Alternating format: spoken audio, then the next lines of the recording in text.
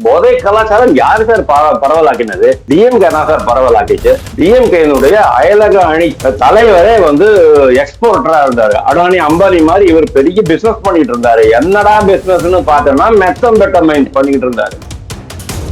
இவங்களுக்கு அதை பத்தி பேசுறதுக்கு அருகதையே கிடையாது. மாணவர்களுக்கு நடுவில் ஏதோ ஒரு போதைப் பொருள் சமாச்சாரம் வந்திருக்கு அப்படின்னு சொன்னா தீர ஆலோசிச்சு உண்மையை கண்டறிஞ்ச பிறகுதான் அமைச்சர் பதில் அளிக்க முடியும். அப்படியும் கூட ராஜ்மோகன் கரெக்டா தான் பதில் சொல்லிருக்காரு.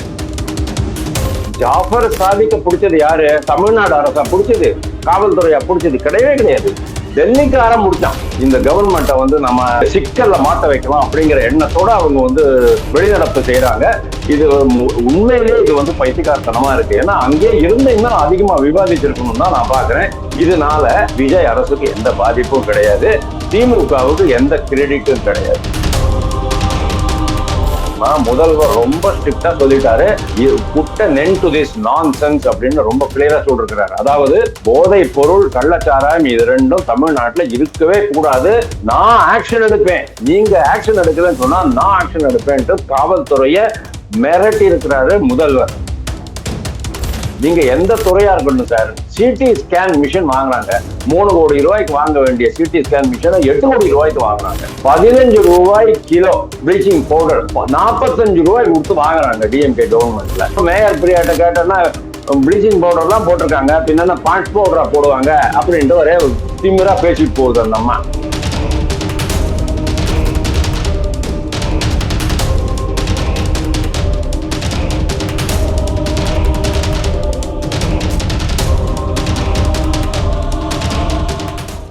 வேலோன் நேயர்களுக்கு வணக்கம். இன்று நம்முடன் நேர்காணலுக்காக அரசியல் விமர்சகர் வாசுதேவன் அவர்கள் இணைந்திருக்காங்க. வணக்கம் சார். வணக்கம். எப்படி இருக்கீங்க? கோவையிலும் சரி திருவேற்றியூர்லயும் சரி இந்த மாணவர்கள் கொலைக்கு தாவேக அரசு உரிய பதில் அளிக்கவில்லை அப்படின்னு சொல்லிட்டு சட்டசபையில இருந்து திமுக உறுப்பினர்கள்லாம் வெளியே இருக்காங்கல்ல இப்போ தற்போது, இது எப்படி பாக்குறீங்க? ரொம்ப தவறானது. ஏன்னா ஒரு கொலை நடந்திருக்கு, ஒரு மாணவர் மற்றவங்கள வெட்டிட்டாங்க. அவரு அது போதை சமாச்சாரம் இருக்கு. போதை கலாச்சாரம் யாரு சார் பரவலாக்கினது? டிஎம்கே தான் சார் பரவலாக்கிச்சு. டிஎம்கேனுடைய அயலக அணி தலைவரே எக்ஸ்போர்ட்டரா இருந்தாரு. அடானி அம்பானி மாதிரி இவர் பெரிய பிசினஸ் பண்ணிட்டு இருந்தாரு. என்னடா பிசினஸ்னு பார்த்தோம்னா மெத்தம்பெட்டமைன் பண்ணிட்டு இருந்தாரு. ஒரு அமைச்சர் அங்க போய் உட்காந்துக்கிட்டு ஸ்டேடியத்துல உட்காந்துக்கிட்டு பொடி பண்றாரு. அதுவும் மொபைல்ல வச்சுக்கிட்டு ஒரு கிரெடிட் கார்டை வச்சுக்கிட்டு ஒரு 500 ரூபாய் நோட்டை வச்சுக்கிட்டு பொடி பண்ணி காமிக்கிறாரு. அதை வீடியோ போடுறாரு. எந்த காலத்துல இவ்வளவு பயங்கரமா? பழைய வீடியோ தான், அது எனக்கு தெரியும், பழைய வீடியோ தான், டிஎம்கே காரங்க ஆட்சியில் இருந்த வீடியோ தான்.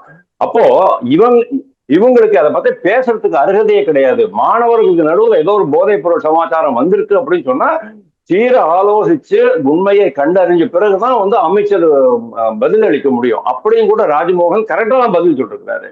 அவர் சொன்ன பதில் என்ன பொறுத்த வரைக்கும் பரவலாக ஏற்றுக்கொள்ளப்பட்டுள்ளது. ஆனா இவங்க வேணும்னே அதை வச்சுக்கிட்டு இந்த கவர்மெண்ட்டை நம்ம சிக்கல்ல மாட்ட வைக்கலாம் அப்படிங்கிற எண்ணத்தோட அவங்க வெளிநடப்பு செய்யறாங்க.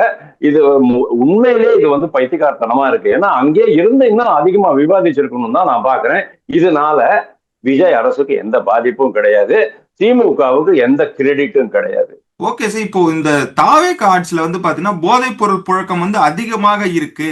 மக்கள் மத்தியில இது ஒரு பெரிய பின்பமா ஏற்பட்டிருக்குல்ல, இது எப்படி பாக்குறீங்க? போதைப் பொருள் தடுப்புக்குன்னு இப்போ ஒரு ஸ்பெஷலா அவங்க ஒரு படை ஏற்படுத்தி இருக்கிறாங்க. அவங்களுக்கு வெஹிக்கிள்ஸ் கொடுத்திருக்கிறாங்க. இன்ஃபார்மர்ஸ் எல்லாம் வச்சிருக்கிறாங்க. எல்லா இடத்துலயும் இன்ஃபார்மர்ஸ் வச்சிருக்கிறாங்க. அதாவது தகவல் சேகரித்து கொடுப்பவர்கள். போலீஸ் மித்ராக்கு வேலையே அதுதான். ஆனா போலீஸ் மித்ரா வேலை இவங்க அந்த வேலையை பண்ணிட்டு இருக்கல.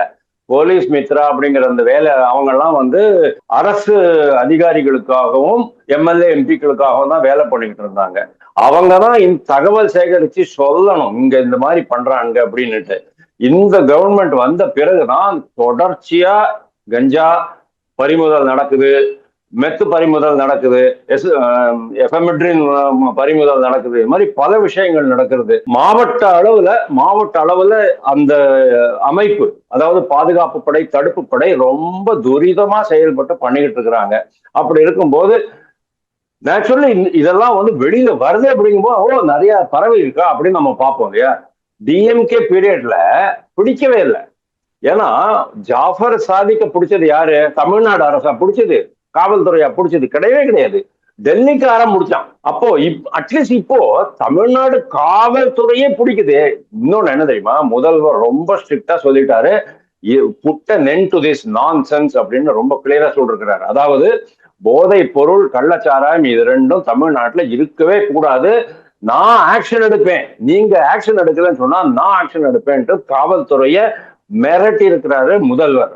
அப்படி இருக்கும்போது முதல்வருடைய நடவடிக்கைகள் மேல எந்த சந்தேகமும் வேண்டாம், எந்த குற்றச்சாட்டும் கூற முடியாதுன்னு நான் நினைக்கிறேன். இதுவரைக்கும் அமைதியாக இருந்த அண்ணாமலை அவர்கள் வந்து தாவேகா அமைச்சர்களா வந்து லஞ்சம் வாங்க தொடங்கிட்டாங்க அப்படின்னு ஒரு குற்றச்சாட்டை வச்சிருக்காருல்ல. அது மட்டும் இல்லாம அவர் வந்து பாத்தீங்கன்னா என்ன ஆதாரம் இருக்கு, 3% கூட 4% கூட 5% கூட அப்படின்னு சொல்றாருல்ல. இதை எப்படி பாக்குறீங்க? அது உண்மைதான். அண்ணாமலை சொன்னது அப்சல்யூட்லி ரைட்டு, எல்லாருக்குமே தெரிஞ்ச விஷயம் தான். அதாவது கொஞ்சம் பயத்தாங்க. முந்தையெல்லாம் ரொம்ப ஓப்பனா பண்ணாங்க. நீ வந்து டிஎம்கே காரனுக்கு 1,00,000 ரூபா கொடுத்திய, எனக்கு 1,00,000 ரூபா கொடு, இப்ப நாங்க தான் ஆட்சியில இருக்கோம் அப்படின்னதுக்கு அவங்களெல்லாம் வந்து ரிமூவ் பண்ணிட்டாங்க. அது மேட்ரு வெளியில வந்த உடனே ரிமூவ் பண்ணிட்டாங்க. ஆனா இப்போ என்ன ஆயிட்டு இருக்குன்னா, அந்த மாதிரி ஒரே அடியா அடாவடித்தனம் நம்ம பண்ணக்கூடாது, ஓரளவுக்கு அடக்கி வாசிக்கணும் அப்படின்ட்டு சாதகக்காரங்க நினைக்கிறாங்க. யாருக்கு பணம் பண்றதுக்கு ஆசை இருக்காது? ஊழல் செஞ்சு பணம் பண்ணி ஒரு 10 கோடி 20 கோடி ஒரு வருஷத்துக்கு பண்றதுல ஒரு சாதாரண ஒரு நிர்வாகிக்கு ஆசை இருக்கு? அதான் இருக்கத்தான் செய்யும். இதெல்லாம் நீங்க வந்து விட்டு மொத்தமா அழிக்க முடியாதுங்கிறது விஜய்க்கும் தெரியும். ஆனா இவங்க கொஞ்சம் கொஞ்சமா ஆரம்பிச்சிருக்காங்க அப்படிங்கிறது உண்மை. எஸ்பெஷலி இந்த மணல் குவாரி சமாச்சாரத்துல எல்லா மணல் குவாரிகளையும், அதே மாதிரி இப்போ தொழில்துறையை பொறுத்த வரைக்கும் பல்வேறு லைசன்ஸுகள் பெர்மிட்டுகள்லாம் வாங்க வேண்டியிருக்கு. அங்கெல்லாம் வந்து ஜாஸ்தி ப்ராப்ளம் இல்லை. அதே மாதிரி அரசு அலுவலகங்கள், தாலுக் ஆபீஸ் ஆகட்டும் இல்ல கலெக்டர் ஆபீஸ் ஆகட்டும், நீங்க ஏதோ ஒரு மனு போட்டீங்க, அதை வரணும். அதாவது அரசு சேவைகளுக்கு கொடுக்க வேண்டிய அந்த பணம் வந்து கொஞ்சம் கம்மியாயிட்டு இருக்கு, நோட விட்டை போட்டுட்டு. அதே மாதிரி கான்ட்ராக்டர்ஸ், அரசு கான்ட்ராக்டர்ஸ் வந்து முந்தையெல்லாம் டிஎம்கே பீரியட்ல தான் என்ன ஆயிட்டு இருந்ததுன்னு சொன்னா, ஒரு 10 கோடி ரூபாய் திட்ட மதிப்பீடு அப்படின்னு சொன்னா இவங்க என்ன பண்ணுவாங்க, 20 கோடி 15 கோடிக்கு டெண்டர் வாங்குவாங்க. அதாவது 10 கோடிக்கு 15 கோடினா என்ன, 5 கோடி ஆட்டோமேட்டிக்கலி லாபம். அது அப்படியே கட்சி ஃபண்டா போயிடும், பார்ட்டி ஃபண்டு போயிடும். அதுக்கப்புறம் அதுலயும், அதாவது பாக்கி இருக்கிற அமௌண்ட்லயும் இவங்க வந்து அதிகாரிகளை கவனிச்சுக்க வேண்டியது, கான்ட்ராக்டர்ஸ்க்கெல்லாம் அதிகாரிகளை கவனிச்சுக்கணும், மற்றவர்கள்லாம் கவனிச்சுக்க வேண்டியிருக்கும். ஆனா இப்போ என்ன ஆயிட்டு இருக்குன்னா, கான்ட்ராக்டர்ஸ் எல்லாம் 10 கோடி ரூபா திட்ட மதிப்பீடு அப்படின்னு சொன்னா 8 கோடி ரூபாய்க்கு அவங்க டெண்டர் கொடுக்குறாங்க. அப்படின்னா என்ன அர்த்தம்? அரசுக்கு 2 கோடி ரூபாய் ஆட்டோமேட்டிக்கலி லாபம். டிஎம்கே பீரியட்னுடைய அந்த டெண்டரையும் இதையும் ஒப்பிட்டு பாத்தீங்கன்னு சொன்னா 7-8 கோடி ரூபாய் ஒரு டெண்டருக்கு லாபம் ஆகுது இல்லையா? அந்த அளவுக்கு மக்கள் வரி பணம் கம்மியாகிட்டு இருக்கு அப்படிங்கிறத பாக்குறோம். But at the same time அடிமட்ட அளவுல கரப்ஷன் இருந்துகிட்டு தான் இருக்கு. கொஞ்சம் கொஞ்சமா இவங்களுக்கு வந்து எம்பர்டன் ஆயிடுவாங்க. அதாவது இன்னும் அவங்களுக்கு வந்து பலம் வந்துடும். இனிமே நம்ம வந்து ஊழல் பணம் கொடுப்பவர்கள், ஊழல் பணம் வாங்குபவர்கள் இருவருக்கும் இடையிலான அந்த ஒப்பந்தம் ஸ்ட்ராங்காக அதாவது வலுவாகும் போது ஆட்டோமேட்டிக்கலி என்ன ஆகும், அரசுக்கு அது தெரியாம போயிடும், அரசுடைய கவனத்திற்கு வராம போயிடும். அதைத்தான் அவர் சொல்றாரு, எங்கிட்ட வந்து ஆடியோ பதிவு வீடியோ பதிவு எல்லாம் இருக்குது அப்படின்னு அவர் மிரட்டுறாரு. இது உண்மைதான். இது அண்ணாமலை சொன்னதுல எந்த சந்தேகமும் வேண்டாம். ஆனா தாவேகாவோட அந்த கொள்கை பாத்தீங்கன்னா வந்து ஊழல் வாங்கினவங்களையும் விட மாட்டோம், நாங்களும் வாங்க மாட்டோம்ன்றது தானே சார் அவங்க எப்பவுமே பதிவு பண்ணிட்டு இருக்காங்க. இப்போ இந்த மாதிரி லஞ்சங்கள் வாங்கினா விஜய் தரப்புல இருந்து என்ன சார் சொல்லப்படும்? அவங்களுடைய கவனத்துக்கு கொண்டு வந்துட்டீங்க அப்படின்னு சொன்னா ஆட்டோமேட்டிக்கலி ஆக்ஷன் எடுக்கிறாங்க இல்லையா? அந்த அளவுக்கு இந்த அரசுக்கு நேர்மை இருக்குங்கிறத நம்ம பாராட்டி தான் ஆகணும். ஏன்னா இதுக்கு முன்னால் அப்படி இருக்கல. நீங்க எந்த துறையா இருக்கட்டும் சார், சிடி ஸ்கேன் மிஷின் வாங்குறாங்க. 3 கோடி ரூபாய்க்கு வாங்க வேண்டிய சிடி ஸ்கேன் மிஷினை 8 கோடி ரூபாய்க்கு வாங்குறாங்க. 15 ரூபாய் கிலோ ப்ளீச்சிங் பவுடர் 45 ரூபாய் கொடுத்து வாங்குறாங்க டிஎம்கே கவர்மெண்ட்ல. அதுக்கப்புறமா மேயர் பிரியாட்ட கேட்டோன்னா ப்ளீச்சிங் பவுடர் எல்லாம் போட்டிருக்காங்க, பின்ன பான்ஸ் பவுடரா போடுவாங்க அப்படின்ட்டு ஒரே திமிரா பேசிட்டு போகுது அந்த அம்மா. கேட்டிருக்கீங்க நீங்க இல்ல? அதனால தாவேக அரசு அப்படிதான் சொல்லும், எங்களுடைய கவனத்துக்கு கொண்டு வந்தீங்க சொன்னா நாங்க ஆக்ஷன் எடுப்போம். நீங்க கவனத்துக்கு கொண்டு வரல, ஆதாரங்கள் சப்மிட் பண்ணலன்னு சொன்னோம்னா ஆக்ஷன் எடுக்க முடியாது. But at the same time இவர் சொன்னார் இல்லையா, அசம்பிளிலையும் சொன்னாரு, இதுலயும் சொன்னாரு, வெளியில இதுல பெரம்பூர்ல சொன்னாரு, திருச்சியில கூட சொன்னாரு, மக்கள் வரி பணத்தை தொடவும் மாட்டேன், அடுத்தவர்கள் தொட விட மாட்டேன், இதற்கு முன்பு மக்கள் வரி பணத்தை தொட்டவர்கள் மீது நடவடிக்கையும் எடுப்பேன் அப்படின்னு சொல்லிட்டு இருக்கிறாரு. அவர் கரெக்டா பண்ணிட்டு இருக்கிறாரு. அதாவது டிஎம்கே காரங்க மேல ஒவ்வொன்றா ஆக்ஷன் எடுத்துக்கிட்டு இருக்கிறாரு. ஆனா இத பார்ட்டி லெவல்ல கடைசி கட்டம் வரைக்கும் இந்த உத்தரவை கொண்டு போய் சேர்க்கணும். அது வந்து முதல்வருடைய பொறுப்பு. அதைத்தான் நான் சொல்ல வரேன். ஜெயலலிதா பண்ணியிருப்பாங்க. ஜெயலலிதா அவ்வளவு பவர்ஃபுல்லா இருந்த போதும் கூட அதிமுக ஆட்சியில செந்தில் பாலாஜி எப்படி போக்குவரத்து துறையில அவ்வளவு பெரிய ஊழல் பண்ணினாரு, பண்ணதான் செய்வாங்க. அதெல்லாம் வந்து கட்சியினுடைய தலைமை வரைக்கும் போகாது. கட்சி தலைமை கூட sometimes most of the times டிஎம்கேக்கு ஏடிஎம்கே என்னடா ஸ்டைல் அப்படின்னா, நீ அடிக்கிற லஞ்சத்துல 70% நீ வச்சுக்கோ, 30% பார்ட்டி ஃபண்ட். ஜெயலலிதாவுக்கு 25% பார்ட்டி ஃபண்ட். டிஎம்கேல அதை விட கொஞ்சம் அதிகமான பார்ட்டி ஃபண்ட் வேணும், அவ்வளவுதான். அந்த மாதிரியான ஃபார்முலா இப்ப தாவேக்கால இருக்கா அப்படிங்கிறது நம்மளுக்கு தெரியாது. ஏன்னா அவங்களும் அரசியல் பண்றாங்க. அடுத்த எலெக்ஷனுக்கு வந்து நீங்க எப்ப பார்த்தாலும் ஆதவ் அர்ஜுனா மேல டிபெண்ட் ஆகிட்டு இருக்க முடியாது. லாட்ரி மார்டின் மேல டிபெண்ட் ஆகிட்டு இருக்க முடியாது. பார்ட்டி ஃபண்ட், எலக்ட்ரல் பாண்ட்ஸ், அது இதெல்லாம் நீங்க டிபெண்ட் ஆகிட்டு இருக்க முடியாது. உங்களுக்கு செலவு பண்ணித்தான் ஆகணும். அப்படிங்கும் போது ஆட்டோமேட்டிக்கலி பார்ட்டி ஃபண்ட். ஏன் விஜய் வந்து இவ்வளவு வருஷமா 35 வருஷமா 30 வருஷமா சம்பாதிச்சதெல்லாம் அப்படியே கரைச்சிக்கிட்டு இருப்பாரு நீங்க எதிர்பார்க்க முடியாது. பார்ட்டி ஃபண்ட் அப்படிங்கிறது எல்லாருக்குமே இருக்கும். இந்த அரசும் அந்த பார்ட்டி ஃபண்ட் டெவலப் பண்றதுக்கு ஒரு முயற்சி ஆரம்பிச்சு சொன்னா இதெல்லாமே வீக்கா போயிடும். அதாவது கட்சி நிர்வாகிகள் பார்ட்டி ஃபண்ட் அப்படிங்கிற பேர்ல வாங்க ஆரம்பிச்சிருவாங்க. ஆல்ரெடி வாங்க ஆரம்பிச்சாச்சு அப்படின்னு நான் நினைக்கிறேன். முதல்வர் தான் அவருடைய அந்த மன உறுதியை, அந்த உத்தரவை கடைசி தொண்டன் வரைக்கும் கொண்டு போய் சேர்க்கணும்.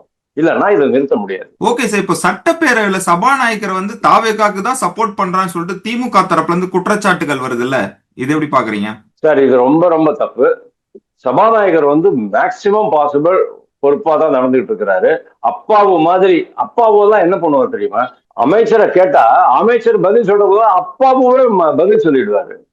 எந்த துறையா இருந்தாலும் சரி, அப்பாவுவே உட்கார் நான் தான் சொல்லிட்டேன் உட்கார் அப்படின்பாரு. அந்த மாதிரி எல்லாம் இவர் பண்ணல. இவர் வந்து ரொம்ப நடுநிலையா எல்லாருக்கும் கரெக்டா ஈக்குவல் டைம் கொடுத்து எல்லாருடைய பேச்சையும் கேட்டு அப்பப்போ இடையில ஏதாவது குறுக்கிட்டாருன்னா அதுக்கும் நியாயம் இருக்கும். நியாயம் இல்லாம அவர் வந்து குறுக்கிடுறது கிடையாது. மேபி சௌமியா அன்புமணியை வந்து குறுக்கிட்டது, கடைசியில குறுக்கிட்டது கொஞ்சம் விட்டுருக்கலாம் நான் நினைக்கிறேன். ஏன்னா அவங்க வந்து பகவத்கீதையில கூட சொல்லியிருக்காங்க, உன்னுடைய கடமையை செய், பலனை எதிர்பாராதே அப்படின்ட்டு. உடனே டக்குன்னு உள்ள வந்துட்டாரு. சீக்கிரமா முடிச்சிருங்கம்மா, நீங்க சொல்ல வந்ததை சொல்லிடுங்க, சீக்கிரம் முடிச்சிருங்கன்னு சொல்லியிருக்கணும். உங்களுக்கு 20 நிமிஷம் டைம் கொடுத்துட்டு நிறைய பேசிட்டீங்க, உட்காருங்க அப்படின்னு தலையை தட்டி உட்காந்து வச்சுட்டாரு. அது கொஞ்சம் தப்பா தான் படுறது. ஏன்னா இது வந்து இயல்பாக நடக்கல. சௌமியா அன்புமணி விஷயத்துல இயல்பா நடக்கல. அவங்க வந்து பகவத்கீதையை பத்தி பேசின உடனே உடனே டக்குன்னு தட்டிட்ட மாதிரி தான் நான் ஃபீல் பண்றேன். Maybe I am wrong and I want to be wrong. இந்த சபாநாயகர் சரியாகவே நடந்திருக்கிறார் அப்படின்னு நம்ம நினைக்கலாம். அதர்வைஸ் இந்த சபாநாயகருடைய அவை நடவடிக்கைகள் எல்லாமே கரெக்டா இருக்கு. யாருடைய மைக்கை ஆஃப் பண்ணல. ஃபுல்லா அவர் வந்து இது போடுறாரு. உதயநிதி பேசினது மட்டும் இல்ல, மார்க்கண்டேயன் பேசினது, அதுக்கப்புறமா அந்த கடைநல்லூர் எம்எல்ஏ பேசினது, அதாவது வில்சன் கூட டக்கராச்சு இல்லையா, அந்த அமைச்சர் பேசினது, எல்லாருடைய பேச்சையும், அதே மாதிரி இவருடைய அருண்குமார யாரோ பாமகல பேசி எல்லாத்தையுமே வந்து மொத்தமாவே ஒளிபரப்பு பண்ணினாங்கன்னு தான் பாக்குறோம். ரொம்ப நியாயமாக நடந்துட்டு இருக்காரு. இவ்வளவு நாளா 1-2 மிஸ்டேக்ஸ் இருக்கும். அதை நம்ம வந்து ஓவர்லுக் பண்ணிட்டு போகணும். தொடர்ந்து பேசுவோம் சார். எங்களோடு இணைந்து பல்வேறு தகவலை பகிர்ந்ததற்கு மிக்க நன்றி. வாய்ப்புக்கு நன்றி வினோத்குமார். தேங்க்யூ.